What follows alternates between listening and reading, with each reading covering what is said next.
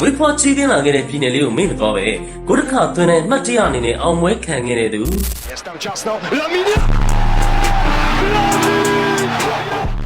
အသက်ငယ်နဲ့စံချိန်ပေါင်းများစွာစုပေါင်းများစွာကိုပိုင်ဆိုင်ထားပြီးစပိန်နိုင်ငံသားတွေကနောက်လာမဲ့မက်ဆီလို့တော့မှတ်ကြောက်တင်ထားခြင်းခံနေရတဲ့လာမိုင်းရှာမဲ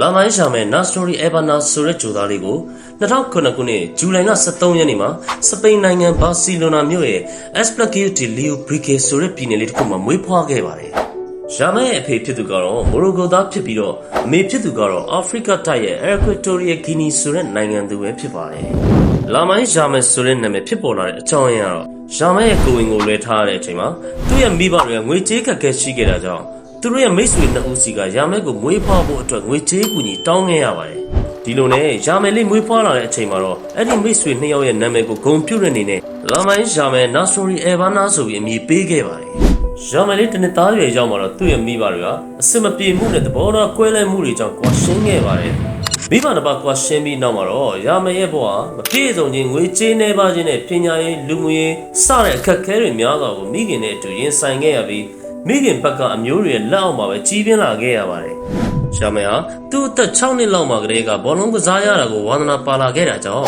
အသက်9နှစ်အရွယ်ရောက်မှာတော့ဘာစီလိုနာ FC ရဲ့လူငယ်တင်နန်းကျောင်းတစ်ခုဖြစ်တဲ့လာမာစီယာဆိုတဲ့အကယ်ဒမီတင်နန်းကျောင်းတစ်ခုကိုဝင်ရောက်ခဲ့ပြီးပညာရေးနဲ့ဘောလုံးကိုတွဲဖက်လေ့လာသင်ယူခဲ့ရပါတယ်။ရှာမဲဟာသူ့ဘဝပြောင်းလဲစေဖို့အတွက်ဘောလုံးကိုစူးစမ်းလေ့ကျင့်ရမယ်ဆိုတဲ့အချက်ကိုသူနားလည်လာခဲ့ပြီးသူ့အသက်17နှစ်အရွယ်မှာတော့သူဟာအရွယ်နဲ့မလိုက်အောင်တခြားကလေးတွေအတွက်ပို့ပြီးသူ့ရဲ့ထူးခြားလာတဲ့ဘောလုံးဆွဲပြေးမှုတွေနဲ့ဘောလုံးကိုပိုင်နိုင်တဲ့ထိန်းချုပ်နိုင်မှုတွေကြောင့်နီးပြဖွဲ့ဝင်တွေရဲ့အာရုံစိုက်ခြင်းကိုလည်းရရှိခဲ့ပါတယ်။မှောင်တွေပြီးရင်ရောင်နီလာမယ်ဆိုတဲ့စကားအတိုင်းသူ့အသက်15နှစ်အရွယ်မှာတော့အသင်းရဲ့အကြီးအကဲတွေနဲ့နီးပြဖွဲ့ဝင်တွေကသူ့ရဲ့မှော်ဆန်တဲ့ခြေစွမ်းနေတဲ့သူ့ရဲ့စ조사မှုတွေကိုတတိထားမိသွားကြပြီးဘာစီလိုနာအသင်းရဲ့အကြီးတန်းလူစင်းတွေကိုအသက်ငယ်ဆုံးအကယ်ဒမီထွက်လူငယ်ကစားသမားတဦးအနေနဲ့ပါဝင်ခွင့်ရခဲ့ပါတယ်။2023ခုနှစ်ဧပြီလ29ရက်နေ့လာလီဂါရဲ့ပွဲစဉ်တစ်ခုဖြစ်တဲ့ဘာစီလိုနာနဲ့ရီယယ်ဘတ်စ်အသင်းတို့ရင်ဆိုင်ခဲ့တဲ့ပွဲစဉ်မှာ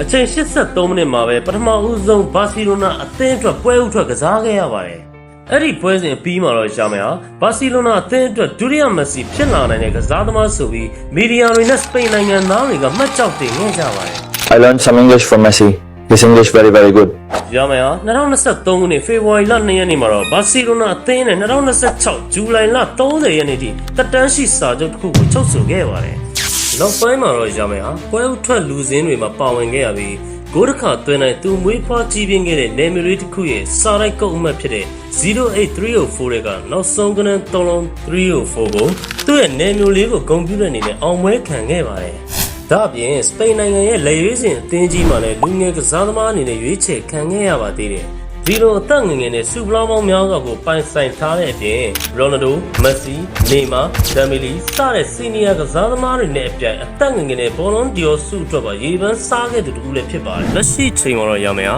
အာဂျင်တီးနားနိုင်ငံရဲ့ hip hop ဆိုတော့တူဖြစ်တဲ့နီတီနီကိုနဲ့ချစ်သူတွေဖြစ်နေကြတဲ့အပြင်အသက်ငယ်ငယ်နဲ့ဒေါ်လာမီလီယံပေါင်းများစွာကိုပိုင်ဆိုင်ထားပြီးဘာစီလိုနာအသင်းရဲ့အကောင်းဆုံးလူငယ်ကျယ်ဝန်းကစားသမားတဦးအဖြစ်ရပ်တည်နေနိုင်ခဲ့ပြီပဲဖြစ်ပါတယ်